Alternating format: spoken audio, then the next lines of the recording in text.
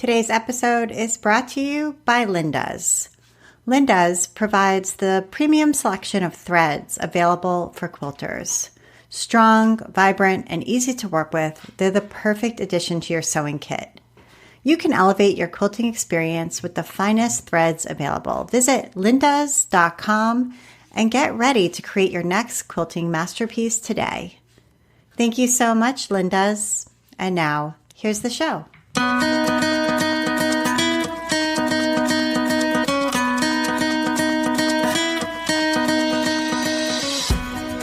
Welcome to episode 271 of the Craft Industry Alliance podcast. I'm Abby Glassenberg.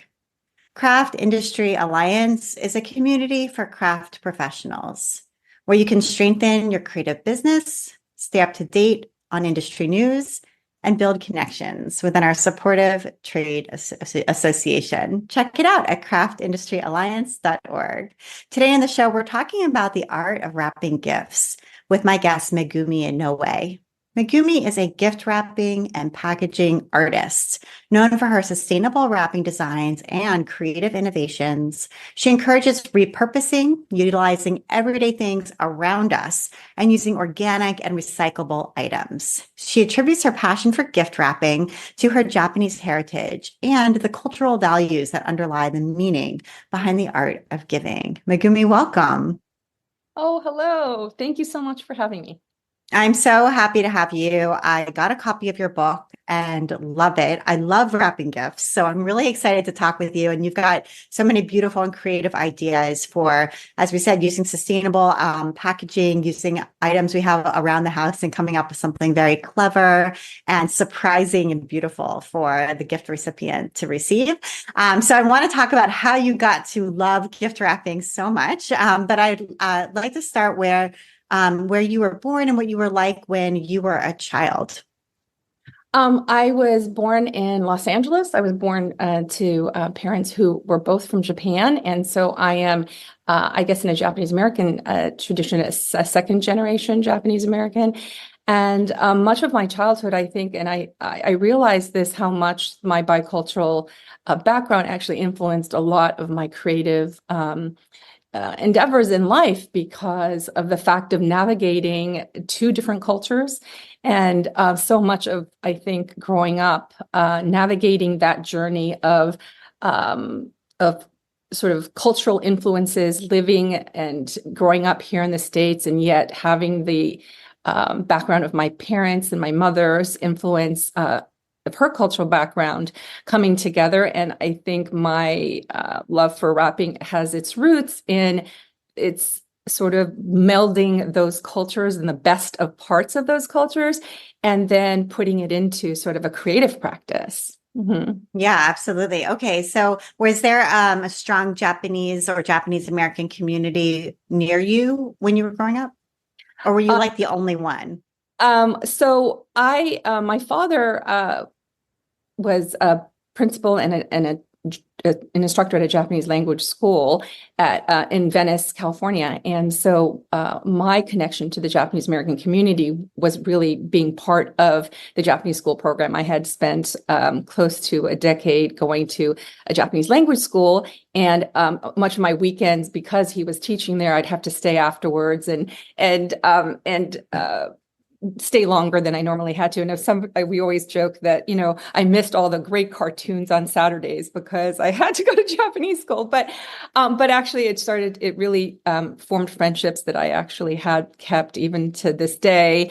And it really connected me to the culture of Japan more directly. Now, but going into school and that was on Saturdays. On the weekdays, I went to, obviously just like everyone else, to go to school. And that in that community, not as many Japanese American people around, but I guess it was just having both of them that really created that balance for me, and an appreciation for actually both. And much of my creativity, I think, is reflective of really the beauty of both. And in wrapping, all the different techniques and different things that I explore in my wrapping sort of exemplify the best of of those two experiences. Yeah. And were you artistic? Were you, did you take art classes? Did you think you wanted to become an artist, or what were you interested in? I know, and this is so strange because, and I think this is why I really, in my journey now teaching and also as I go and talk to different people, I'm such an encourager of people to acknowledge the artist in themselves, because I would have never said that I was creative. I would never have thought that I had a creative life in me. And I think it's just having engaged in it and then really taking ownership of that part of myself that has brought so much of these experiences in my life. And so whenever people come to me in my wrapping classes or things, they just, oh, I'm not creative. I don't do anything like this, but they might decide that they would try this.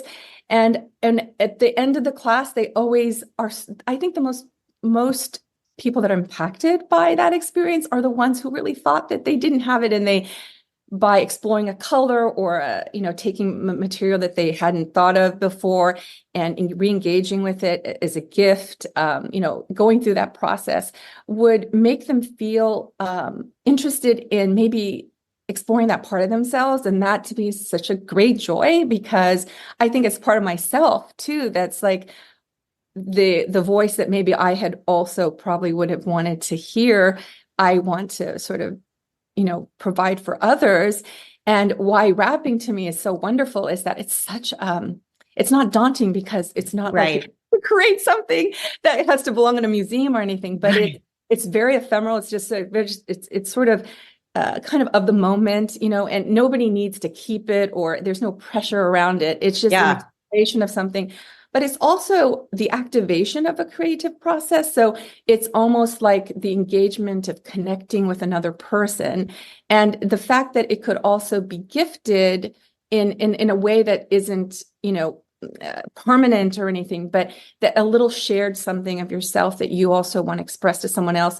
I think that makes it such a nice way to just even get started into a creative process. I made it my practice, like a permanent practice in a sense because of that. But for people coming into it, by just exploring that element of it as a part of your gift giving, because we all have to wrap gifts at some point, but to kind of look at it in a new way, in that way, as a way to explore yourself, explore others, explore a part of yourself. I just feel like it's such a window into, your creativity and also your feelings of other people. And like one of the things that I think I do is we always say, when I have a class or something, I will show materials and I would ask them to pick something or pick a color, or what is it that you're drawn to. And sometimes I tell them that also is the process of your exploration, because for me, when I hear that, I get a window into what you're drawn to, like what, and this helps me also with connecting with other people. Like when I think of a person and I'm wrapping for them, I kind of look at what color might resonate with that person, or if they have a favorite thing or something, I kind of want to incorporate a little bit of that in that. And it gives me this way to connect with with the person that I'm wanting to gift. And sometimes we're not in touch with that about ourselves, like that, putting that into form is such an art in itself. Like, how do you take something that's internally that you feel about something and then translate that into an actual physical thing? And that could be, and I think that's what I examine in my book as well. Like, can folds mean something? Can color mean something? And when you learn in history that, people that explored these techniques to access that part of themselves, it just, gives me a window into a world of recognizing that, we all have this propensity to want to take something internal within ourselves and express that in some physical form. And what to me wrapping represents that has brought so much meaning to me is that it's actually a way to activate a feeling of gratitude in a physical way. And, and how does that get expressed? And I love that about, sharing that journey with whoever I connect with, either through my classes or now with my book. And when you tap into that with people, it's just so igniting. And I just love, that's been one of the joys of the book that I've worked on, as well as when I teach classes or I meet people, and having ignited that element of creativity that actually exists in all of us. And it's one of the things I think in life that are not really competitive. I always say to people that, in this realm, for me, it's never about what's better or there's no wrong or right, or it's just an expression. And so I think it's such a gentle way to explore creativity, because you can't really go wrong when you're trying to express something of, let's say, appreciation to someone. It's always welcome. It's always accepted for what it is. And I love that sort of non, I would say maybe not judgmental or non. It has nothing other than your feelings for something that's being expressed through what you create. And you had mentioned your mom, and I know she passed away, but she had some beautiful, I think, kimonos that she would unwrap, and that process of watching her do that or participating in that with her was really made a huge impression on you. So maybe you can tell us a little bit about her and about that as well. And, it's funny because, people always ask, what got you into wrapping, or what draws you to wrapping, or why, what is behind your passion for wrapping? And to be honest, it's so hard to sort of pinpoint what that is, to answer that question. I've had it asked so many years over the decades that I've done this. And I, through the book, through the exploration of the book, I had won a book proposal masterclass through an author that I had followed, Beth Kempton, who actually wrote the foreword of my book as well. And in the class of exploring this book, because I've always wanted to express something about wrapping that was deeper than I think what most people would see on the surface. And it was through sort of a meditation exercise that a memory just surfaced in my mind of me watching my mother unwrap this chest full of kimonos that she had done every summer. And it just brought me back to this memory of watching her unwrap this chest of kimonos every summer that she did, because it was something that her mother, who really, she also had a very challenging life, but she spent her whole life savings and everything to put together a chest of beautiful kimonos that would help my mother in her married life. And my mother never actually wore the kimonos, because in now moving to the States, there was really no opportunity to actually wear them. And she would always say she could never, give away these kimonos, or that for her, it was just something she appreciated of her mother. And so she would just every summer just unwrap and wrap these kimonos, and just, I think that, reflect on just the gratitude she had toward her mother. Yeah. Yeah. And, but I think the memory of that always strikes me, because she, and I think through the engagement of the wrapping, I could see how it was such an expression of love, the act of wrapping and unwrapping, and taking the time to really think about what she appreciated about her mother. And it gave me a window into her relationship with her mother. And I think it's just watching that. And I hadn't known that it was, and it's so funny how these things work, like why that memory would come up.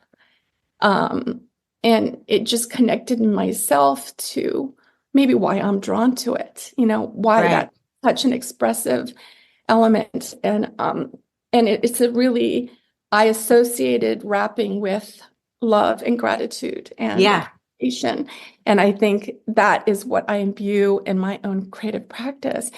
And what I didn't know writing about the book was that it actually was that it connected me to a painful memory that I actually kind of never really attended to. I think I just went on and I just, I didn't really experience the full loss and pain at the time. And I think I did it through writing the book.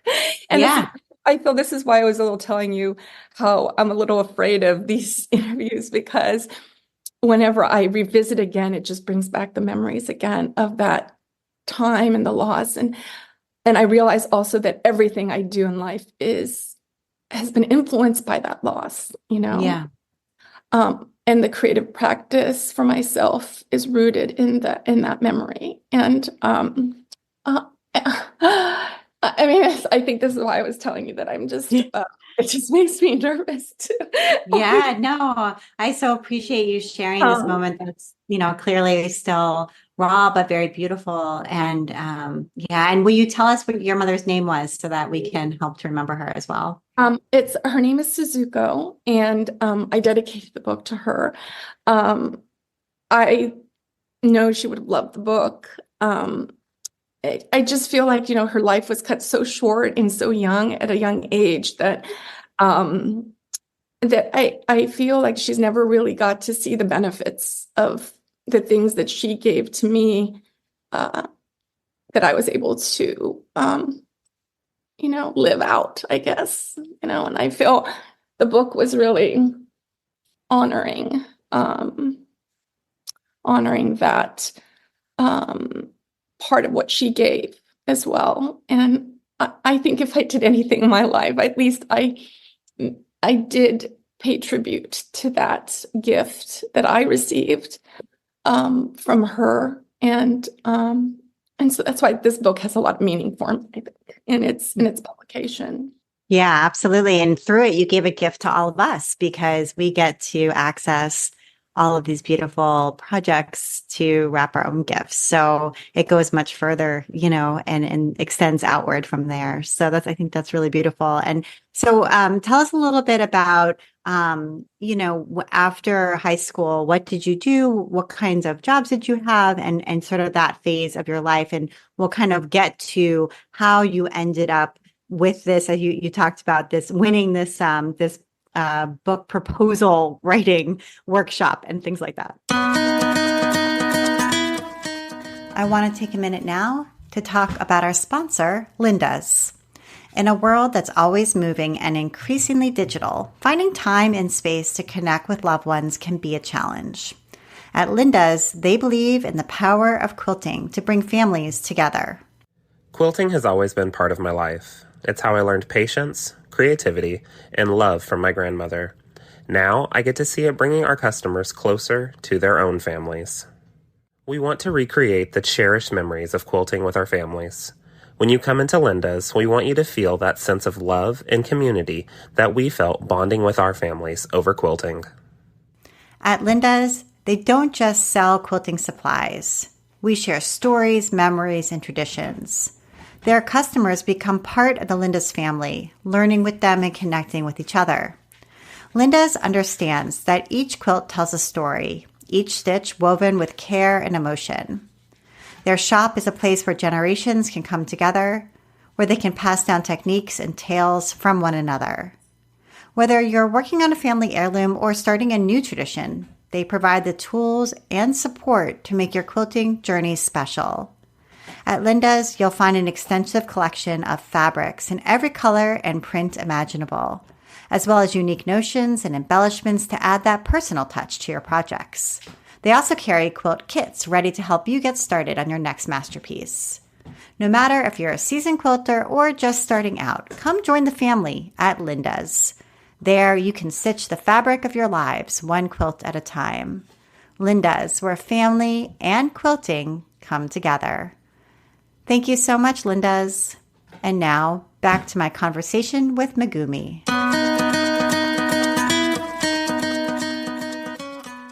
Yes. Well, I think that there was always something about me. Like I told you, I went to Japanese language school. One of my teachers in my latter years of the school gave me this book that was written by the former ambassador of Japan about the Japanese. And he gave us all the books as a graduation present, but he kind of told me that he thought that I really owed it to myself to understand my cultural history and background and be, connected to my heritage. And I read the book, and at the time I was, I think, probably 12 or 13 or something. And I actually wrote a book. I wrote a letter to this to this. He was a professor at Harvard, and he was also the former ambassador. But I was just saying how I wanted to do this work of U.S. Japan, and just like bridging cultures, because I felt like so connected to this idea of wanting to be a bridge between the cultures. And I spoke the language, and I think when you learn a language, it came out of necessity for myself because I translated so much for my mother, and while that could feel maybe a burden, like to some other people, I feel like it really gave me the gift of being,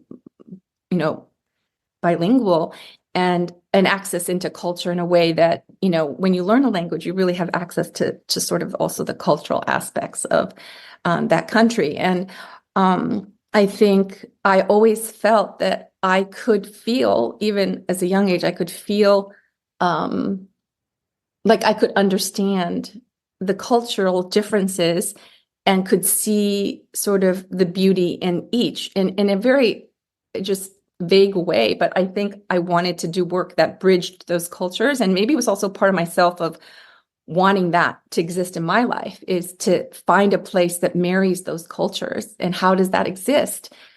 So my original goal was really wanting to do something maybe in diplomatic, that was only what I had reference to. So I thought maybe it's something in a diplomatic way where I could bridge cultures. And so everything subsequent to that, was an exploration of that. And first it was in a political sense because I worked for the mayor of San Francisco, Dianne Feinstein, who was the senator now and passed away. But I got to coordinate her trade missions and really like work on just coordinating anything that's related to U.S. Japan.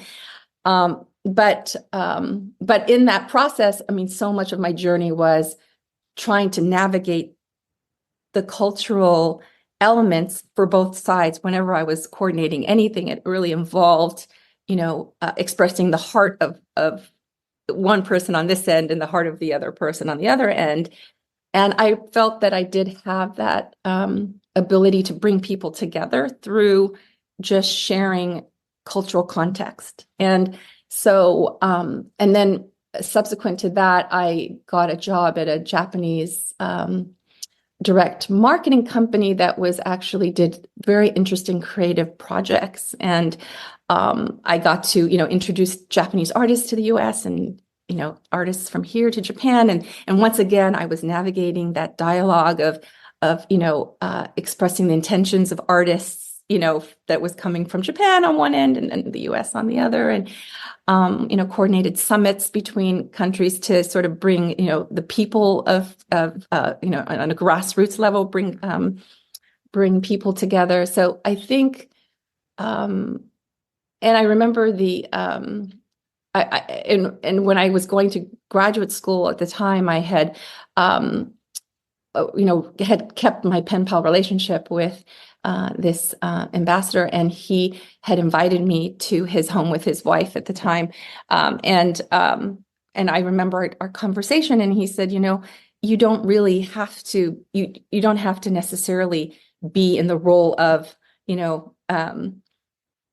diplomacy or anything. You can actually apply that connection that you want to bridge in something that you love and something that you are involved with. And that always sort of stuck with me, because I always felt that maybe that role can only be played at another level. But even in writing the book, I realized, I can, in my creative practice and in something that I love to do, I could still carry that that way of creating connection through maybe a practice of craft or art. And I think I finally found it at this age of my life. I could actually find I'm so much. so glad he said that to you. I feel like he gave you permission to pursue this interest in being a bridge builder with the other interests of your life. And so that's like such a gift. Sometimes people see something that you don't see about your own self. Yes. And maybe like what I was trying to pursue might not quite be always aligned with maybe what was sort of what I call, the soul of what you are. And I think that that you can pursue that in different realms. And I think it's really the finding of what that is that you love.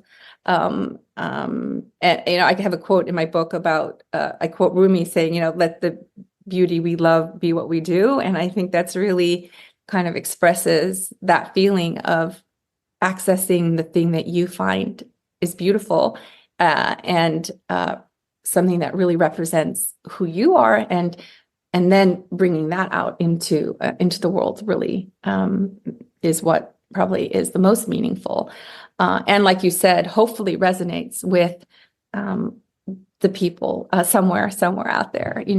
People might resonate with that for themselves as well in some way.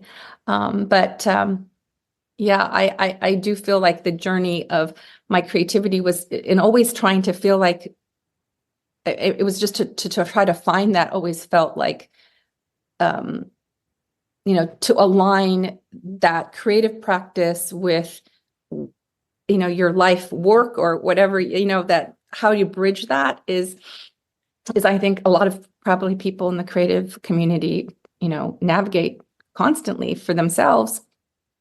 But when you find that alignment, it just, for whatever reason, just feels right, And in the early instance, I was just thinking about the times right now too, about the need for how different points of view need to exist in a space, or like how different cultures can exist in a space.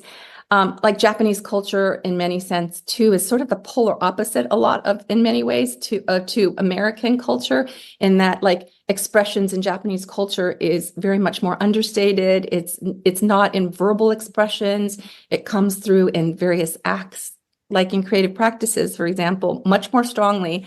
Whereas here, there's so much emphasis on the verbal, the more visible forms of communication and things, and I think how to navigate just differing views or different points of views, and how can they exist together. And that's sort of an exploration that I kind of do in through wrapping, is to say, for example, in my book, so much of the foundational wrapping techniques that I share are very Japanese, but I also share a lot of embellishment techniques, which are like bows or different things that express joy, or something a lot more vibrant, and things like that.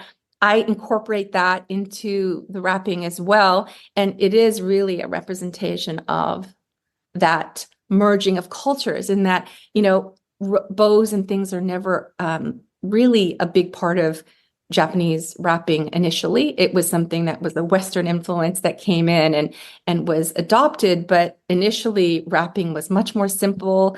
Expression was done through the folds and through the simple like construction of things that made it useful and things. And in the wrapping in American sense for me, as I experienced as a child, was also exciting because it was about the bow and just the something more expressive, and it just allowed that freeness, in it. And so my book is really kind of through wrapping. I really bring those two elements together in a package, and see and show how that can actually really can work in its own way, and can be beautiful in its combination of those things. And I think that so through the wrapping, I feel I explore a lot of different themes, and it's reflected just in the external form of of a gift that we give others. Yeah. Yeah, absolutely. So I know your work was highlighted or featured in I think it's the American Craft Council's magazine, and that kind of led to some other opportunities for you. So how did they find you? I have actually been involved with the American Craft Council for a while. So before that article came out, I had done a project with library cards initially. They were giving out library cards to artists that wanted to do make art with library cards. And so I just applied right away to say, I first of all loved libraries, and I myself was always wanting to collect things that were book related and things like that. So I did a big artwork. It was just sort of a banner of a wrapping style of wrapping my gratitude for libraries. It was the sort of the theme that I worked on, and submitted it. And it was just part of something that they had published and wrote about and things initially. And then So were these made from like the card catalog cards? Yes, Like they were like kind of taking card catalogs out of libraries because everything got computerized, and there was these drawers of these little cards for every single book. And so that's what you made this piece. Okay. Yeah. Yeah. And I have one of the designs, actually a miniature version of that in the book that I put in. And it's actually the dedication page to my mother. Yes, those are library cards, and it's just, unfortunately, it's not used anymore in the digital world. And but library cards itself have such meaning in itself. I was just stunned by just how much work goes into cataloging all those books. And so to receive a stack of them felt like a gift to me, and I just wanted to repurpose them in sort of a gratitude for libraries. So I just created a little sculptured like piece of it, and I made sort of a banner and a gift box with all the library cards in it, and also made out of the library cards. And it just was how I expressed my gratitude to libraries, and using the library cards in it. And I still use library cards. I have stacks of them that I'll just kind of use on gifts as well. Slowly I've been also giving them away to people that really appreciate them. And so that of course led to other interviews with them. And then eventually years later I also got called to, they were doing a piece on wrapping gifts. And so I was invited to as an interview. They one of the writers, John Spade, who wrote the article, reached out to me to do an interview and also submit a wrapping style of wrapping with fabric. And he had written a blurb for my book as well. And I was so grateful because I said a lot of the questions that he had proposed to me about the connection of wrapping to my Japanese culture, and, the discussion that we had around that really spurred a lot of my writing as well, subsequently. So I was really grateful for that. And thank goodness for that article, because Deborah Belton, who I think you've interviewed before as well, the publisher for story, she reached out to me having read that and said, I noticed that you wrap, I see gratitude in elements of your, wrapping, and we do a lot of books on gratitude, and would you be interested in doing a book? And wow. And I think for myself, I told Deborah this as well, is that I really resonated with the invitation, because most people come really for sort of the external aspect of my work, just the more the visual aspect of the work.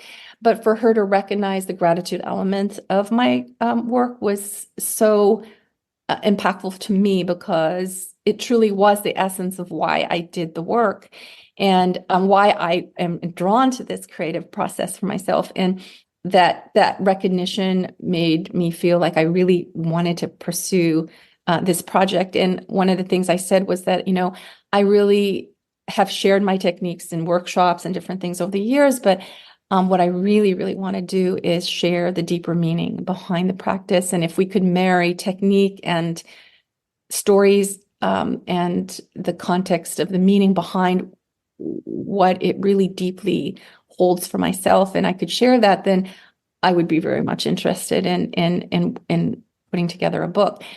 Ironically, I don't, it's just funny, we always talk about these woohoo moments and things in life, but I just, at the same time, when I had been working on a book proposal, because prior to that, I had won this book proposal class. And so how did that come about? How did you win a book proposal class?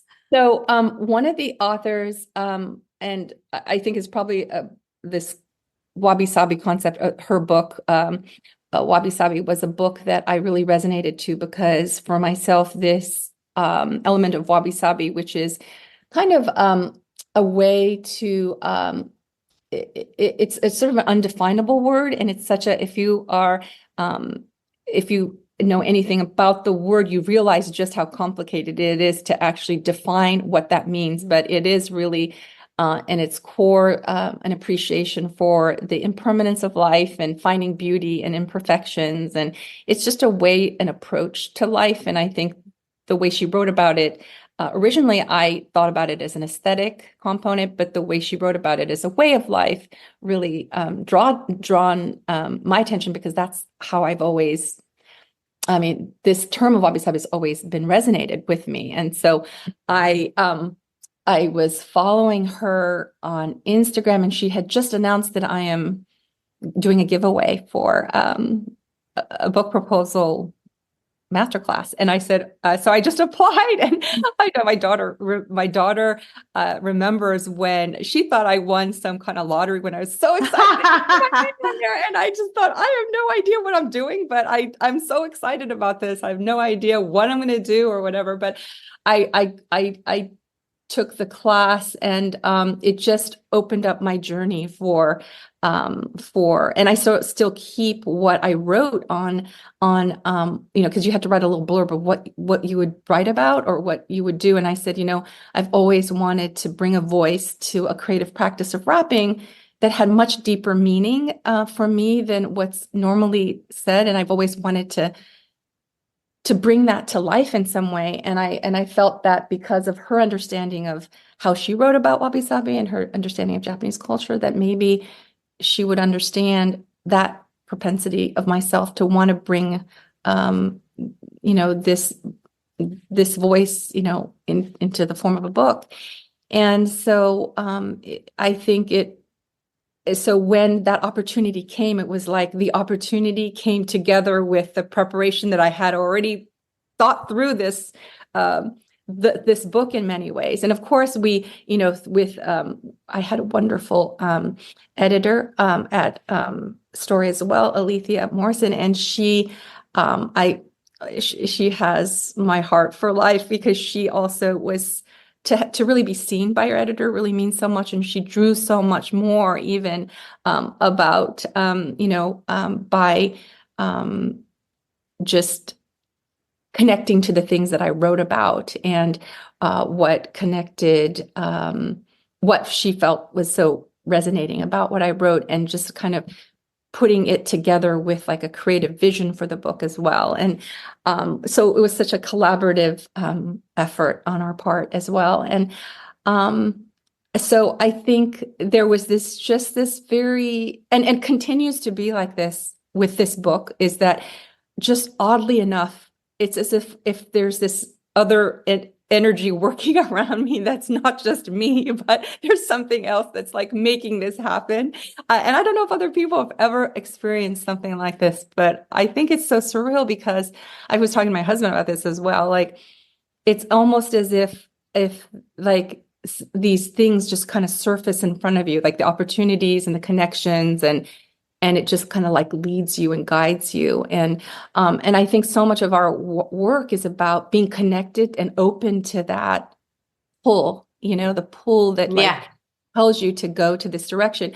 And so when people talk about this wrapping aspect of myself, that's one element, but I think it relates to anyone who's creative in any field of interest that they have. But it's really about being really open and connected to something that it's this very whisper of a feeling or a instinct or a something that just you feel like you're drawn to that. And I think it's when you follow through with that, and because there's different things that always prevent you from following through with that, thinking, oh, you don't have the time, or this is gonna, or you're fearful, or you're worried about this or that.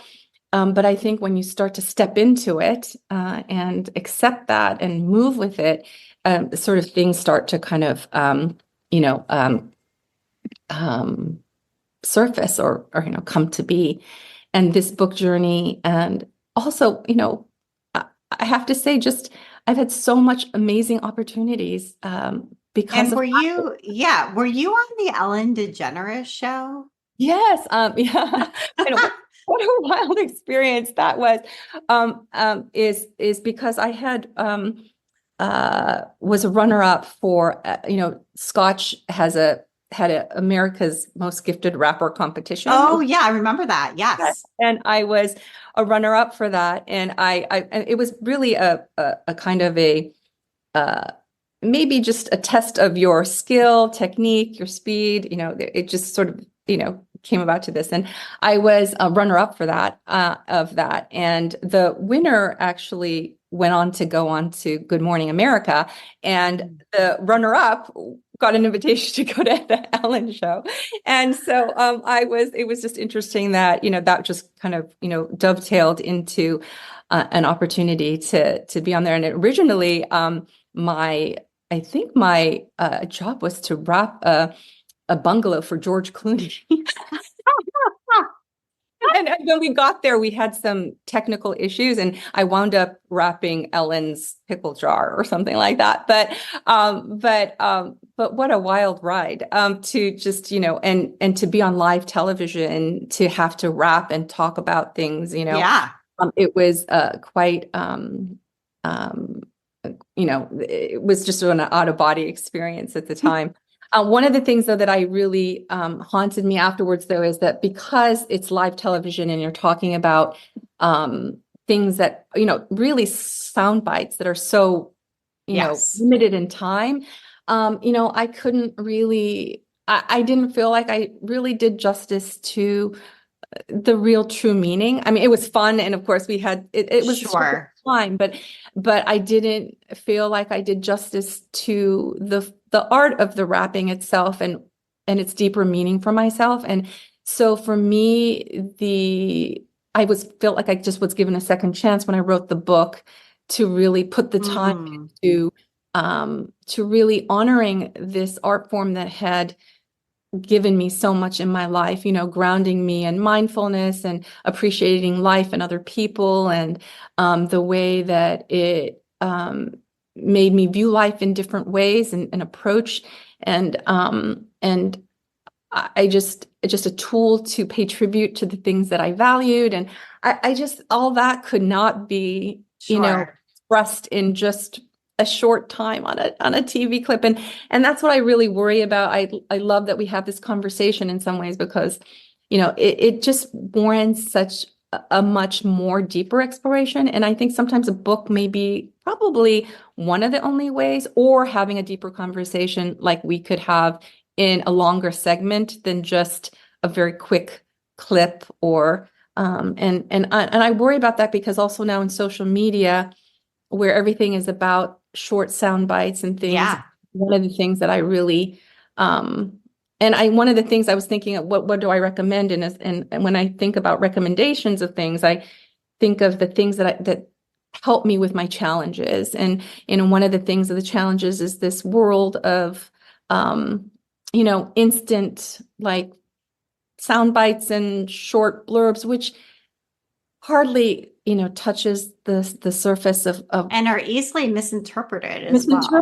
Exactly. And how do you live in that world, and how do you bring out these deeper aspects of things? And when it doesn't happen, I just feel somehow always a little bit shortchanged, and I think that sort of creates a certain anxiety for myself, because it doesn't quite fully capture what I hope to express. And And I'm always curious, listening to other artists or crafters or things like that, of how they just how they live with that and how they deal with that. Because for something as, I just know that a lot of people will feel, if you're in a creative practice or you do anything creative, I know that there's much more something within you that's much deeper that draws you to that why you do that. And I think when we don't understand that,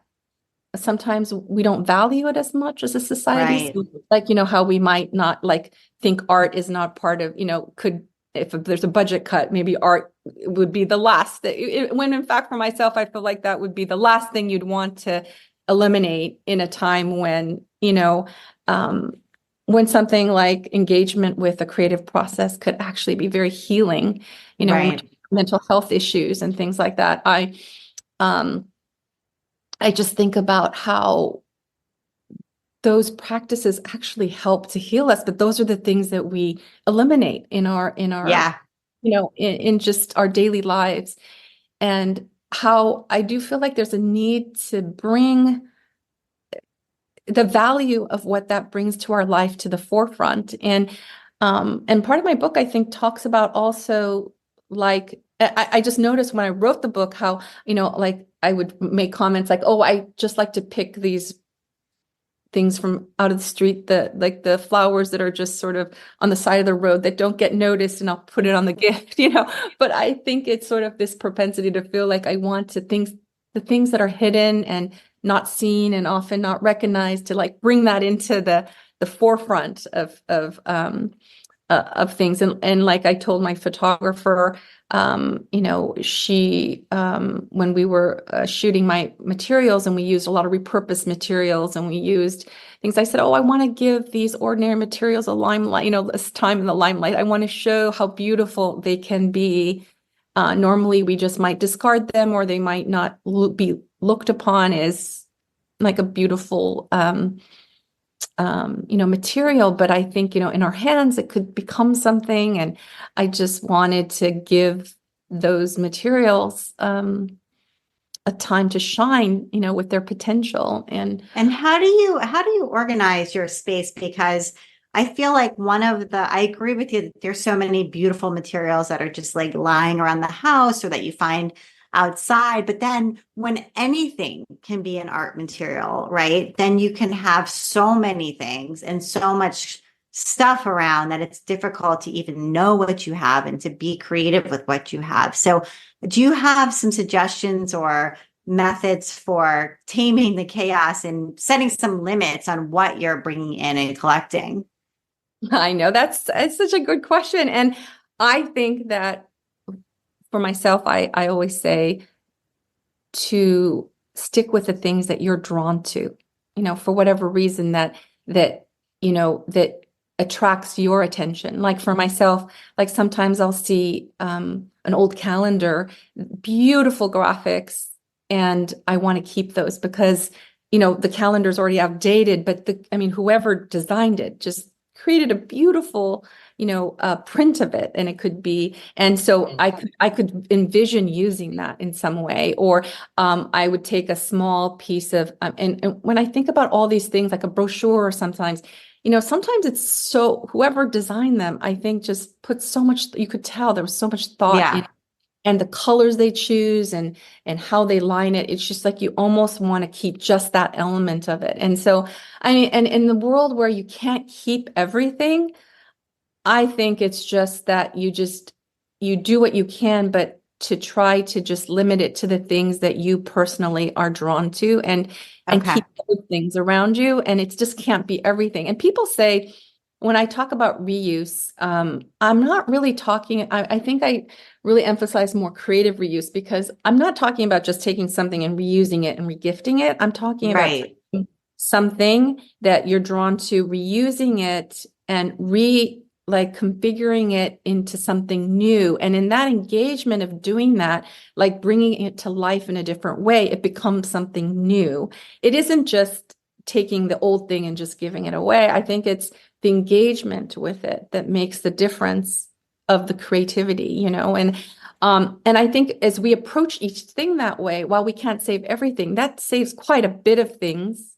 Just if everybody did that within their own world, because everyone's attracted to different things, and but how we define it for ourselves is just through what we're drawn to. And that engagement's so interesting because I tell people that, we never quite open that door for us to look at, like what something attracts you to, like what makes you like drawn to this, the color or pattern or something. And it's such a revealing thing about what you like and that's the source of your creativity, kind of begins there.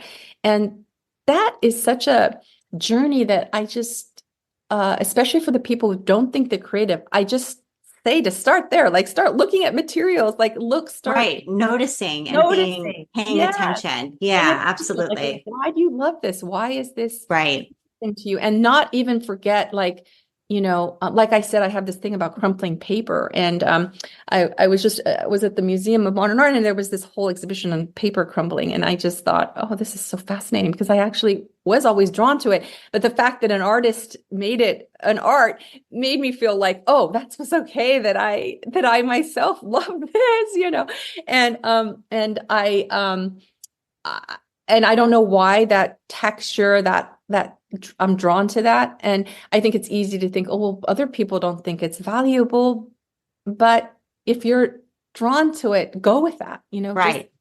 No. And have confidence in how you relate to it, not how other people might view it as valuable or not. And that access to yourself is, I think, and then what you do with it is what's so inspiring. And when I see that in other works, I think that's what I get inspired by. That's right. Exactly. And that's what it's all about. So I think, thank you so much for sharing that. I think that's learning to trust that and learning to notice it and tune into it and then trust it is what really makes what you make individual and different from what anybody else in the world could make. And so sometimes people are wondering, well, how do I develop taste, or, how do I sort of refine, my style? And that's where it begins. It's true. It's so true. And creativity begins there. And also really trusting yourself, of what it is. I think we often look to, what is the right thing, or what is the wrong thing, or, oh, this artist might be doing this or that, but not really tuning into your own intuition. Yeah, no. And it's so important. And it's even important in making business decisions. It's important in so much of life. So developing that habit and practice of paying attention is really, it's just so important, and it's so easy to forget to do. So, it is. And I love that. Going back to wrapping myself, it's like, I love that medium because it gives the opportunity to explore those things, but not in any way. It gives you just a window into that exploration, without pressure. Yeah. So I would love to get to a recommendation or two from you, because, you are seeing the world through your own lens. So tell us a little bit if there's like a tool or a product that you would really recommend to a creative friend. Yeah. And, it was so funny because why I had such a hard time with like trying to come up with this, because of course I have so many recommendations, and I was thinking, I think why it is because it's always just like the why of why I kind of recommend it and things like that. And I was just looking at this old book called Tea Life, Tea Mind, and it's written by a tea master, Shoshitsu Sen. And I have like referred to this book so many times, but it writes like, the simple act of serving tea and receiving it with gratitude is the basis for the way of life called Chado, the way of tea. And while this is talking about tea, I so much connected with it as a way of life and how I connected to my own creative practice. And whoever is doing anything creative work that they're drawn to in any medium, I feel like becomes a way of life. And I just loved that way of seeing the world and how and our connection, like, people think like, oh, what do you want to be when you grow up? And, there's only such a limited amount of things that you feel like you have to, be. But if we can really embrace those things that for us, really truly connects us to what we value and bring it to the world as a way of life, then I feel that we sort of provide this gift of opportunity that opens up a whole range of things that we can be, ways that we can be and exist. And I'm just drawn to other people's like way of life through their creativity, their passion, right? their Exactly. passion, exactly. And so I just think that this book really did help me with that. And of course I love this. I just love this book called The Shape of Design, and I don't know how to pronounce this last name. It's an Italian name, I believe, Frank Chimero, or anyway, he has a section on craft and beauty, and he kind of talks about how the association of he had a portfolio that someone had critiqued, and it said, he said something about needing more love, and that was missing. And I sort of resonated with that, because so much of creativity and what makes something so special and what makes it art is really the love that you put into and that comes from a very soulful place, and that's undefinable, but I think is the most valuable. And it's the thing that we need to have out in the world is that element that's not mass produced in that way, but it's right. Really connected to the soul. And I think that's what really, when you see an art piece or something that's designed well, or something that's given to you with that intention and effort, there's something that's magical about it that you can't quite define. And I think he uses the word, how the critique was about love, but I think there was something about that I felt like, that was so true. And then what else? And there's so many, I have so many other things that I think I would talk about. You mentioned like tools or something like that. I kind of like to, there is this paper cutter that is a tool that you kind of use like this, that's a straight. Yes, we'll link to that. Yes, it's like you hold it and sort of bring it along as you cut the paper. It's so cool. I don't have one of those. Yeah. Yeah, and I was introduced to this actually back in the day of my wrapping competition, and I have used it ever since. And what's great about it is during travel, because sometimes I like to I find things like that I want to use in a magazine or something, and I want to just cut that piece out. I don't want to take the thing with me. The whole thing. And I have this in my life. And then I just like cut that part that I want, like the part of the brochure or the part of the thing, and then I take it home with me. And in the plane, you can't bring scissors or things, and and sometimes I don't want to rip something. And so it's just been such a great, it's small, and it looks like a toothbrush. It's like really tiny. Yeah. Through. And I just, and I just have to say, it's been sort of a part of my life. That's a great recommendation. And I love it. I'm going to totally get one, because I love the concept. And then I don't have to be like my mom, who just rips pages out of magazines in the waiting room, she just takes the whole thing. I'm like, Mom, you can't rip out the page in that magazine. But I relate to her, because that's what I want. And sometimes I've asked, like, can I just take this section, this little piece, or and sometimes they have like some kind of graphic, just a beautiful like page, and I've used that for either wrapping, or I'll use that against in a collage or something, and I don't want to tear it, so this has been such a great tool, and I do bring. I like to take my practice with me around the world. Like when I go places, I want to make sure I have something sometimes to like leave something behind or things. And so I always have a little mini kind of kit that I have, and it can't be big. And of course, going through, what you can't bring through the security and things. So this kind of works really well without looking somewhat dangerous. Well, Megumi, thank you so much for taking the time to be on the Craft Industry Alliance podcast. It was really wonderful and inspiring talking to you. Oh, it was wonderful talking to you too, and thank you so much for navigating me through, this process. Like, you made it very comfortable and just easy to talk to. So thank you so much. Of course, and tell us the name of your book, just in case folks didn't get the name in the beginning. Yes, The Soul of Gift Wrapping is Wonderful. and it's creative techniques for expressing gratitude inspired by the Japanese art of giving. And yes, many, I do explore a lot of wrapping methods that